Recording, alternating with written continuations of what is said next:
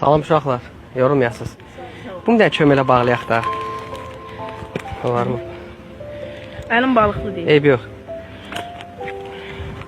Möhkəm bağla balaca. İçində pişik var, ölsün.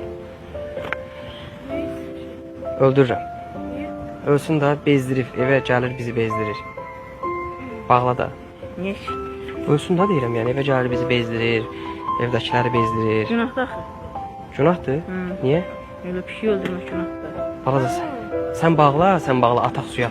Sən bağla, ataq suya. Olar mı? Yox, mən bağlamam. Niyə? Bağlamam.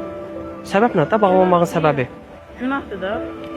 Nə günahdır? Və gəlir bizi bezdirir axı evdə. Evi cəvənzad üstünü batırır. Onda aparın başqa yer açın bırakın da. Gələk məni öldürürsün. Öldürməyimiz daha yaxşı deyilmi? Yox. Səbəb nədir? Deyə bilərsən?